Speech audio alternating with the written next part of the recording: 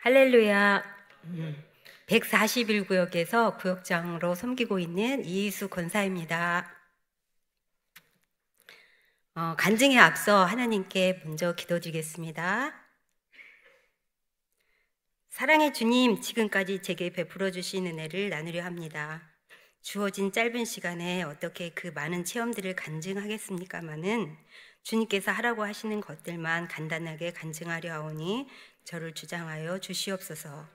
감사하고 우리의 생명 되시는 예수님의 이름으로 기도드립니다. 아멘. 저는 경기도 화성에서 7남매 중 5번째로 태어났습니다. 20살 때까지는 한 번도 교회를 가본 적이 없었습니다.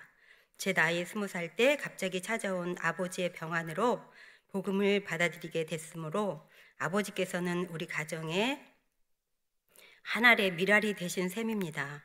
아버지는 신방 예배 중에 소천하시게 되었습니다. 6개월간 입원하셨지만 큰오빠는 어떻게든 고쳐드리고 싶은 마음에 병원비를 많이 쓰게 되었고 사업에도 소홀하게 되어 가정 형편이 어려워지게 되었습니다. 그래서 저는 학업을 중단하고 가정에 도움이 되도록 서울에서 직장을 다니게 되었습니다. 교회는 어쩌다 한 번씩 주일에만 다니게 되었습니다.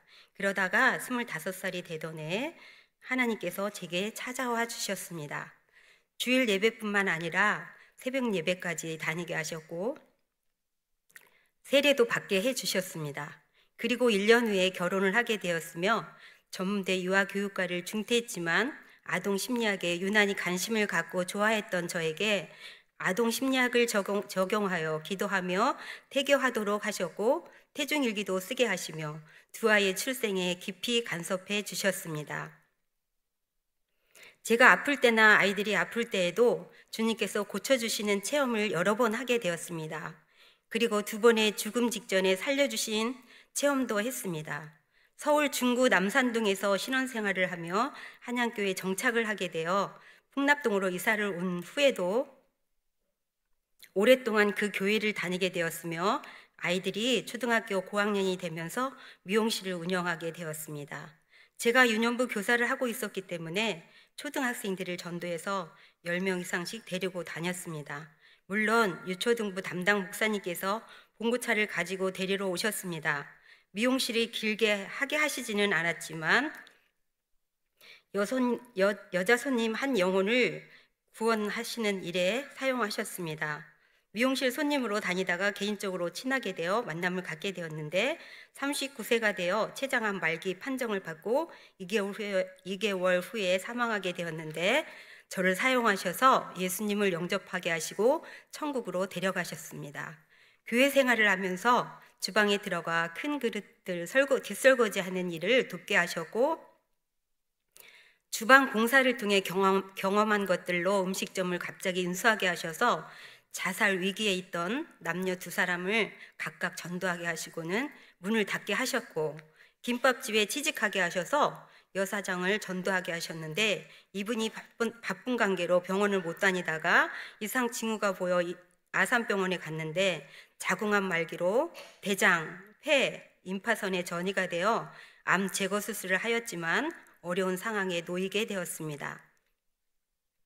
제가 구역장으로 구역장 수련회가 기도원에서 있었는데요. 담임 목사님께서 부목사님들과 구역장 전체에게 2시간을 하나님께 기도해 보자고 하셨습니다.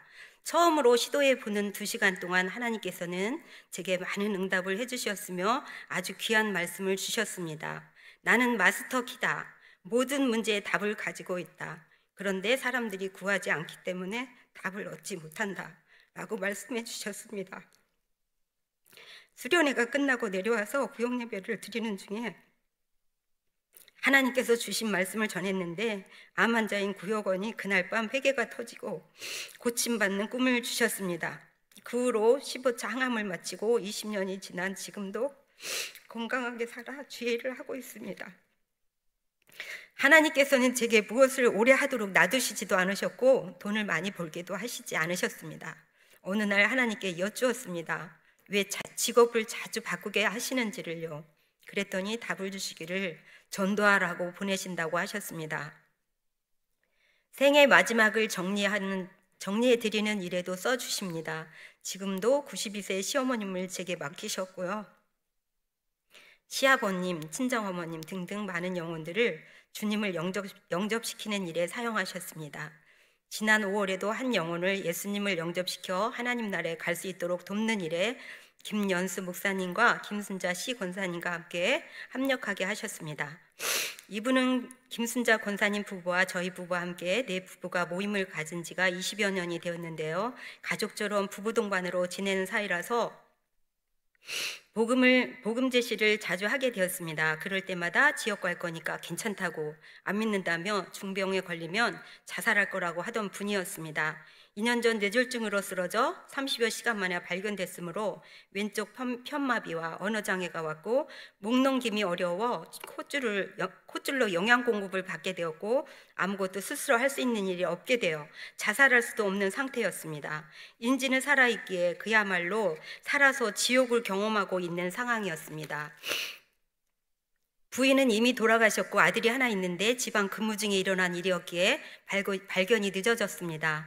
병원 생활하는 동안 한 번밖에 면회를 할 수 없었고 아들이 예수 믿는 것은 너무 싫어했습니다. 할머니께서 권사님이셨는데 자꾸만 예수 믿으라고 한다고 아버지께 화를 내며 할머니한테 그런 말 하지 말라고 하라고 하곤 했기에 정말로 안타까웠습니다. 그런데 하나님께서는 1년 9개월 만에 김순자 권사님께서 간호사로 근무하시는 요양병원으로 옮기게 하셨고 근무하면서 자주 들여다보며 위로해주고 복음 제시도 할 수 있도록 해주셨습니다. 하나님께서는 제게도 급한 마음을 주셨고 사용일을 가지고 가서 예수님을 영접시키게 하셨습니다. 그 다음 날인 토요일에도 김연수 목사님께 기도해 주시게 하셨고 그날 밤 천국으로 데려가셨습니다. 하나님께서는 그분의 마음을 만져주셔서 복음을 받아들이게 하셨고 평강을 주셨습니다. 하나님의 섭리는 참으로 놀랍습니다. 어머니께 그렇게도 효자임에도 불구하고 어머님이 믿고 강건하시던 예수님을 거부하던 그분을 하나님께서는 오래 참으시고 기회를 주셔서 주님 나라로 데려가시는 그 놀라운 사랑이 늘 감동으로 남아 있습니다. 이토록 믿지 않던 많은 사람들을 부끄러운 구원이지만 구원받는 일에 사용해 주시는 은혜에 감사드립니다. 언제까지인지는 모르지만 이 땅에서의 사명이 끝나는 날까지 복음을 전하는 일에 늘 쓰임받기를 기도하며 하나님께 영광 돌립니다. 제가 좋아하는 말씀은 시편 1편 1절에서 3절 말씀입니다. 복 있는 사람은 악인들의 꾀를 따르지 아니하며 죄인들의 길에 서지 아니하며 오만한 자들의 자리에 앉지 아니하고 오직 여호와의 율법을 즐거워하여 그의 율법을 주야로 묵상하는도다.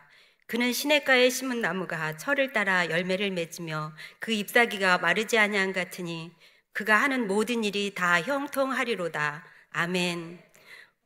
부족한 제 간증을 끝까지 들어주셔서 감사합니다.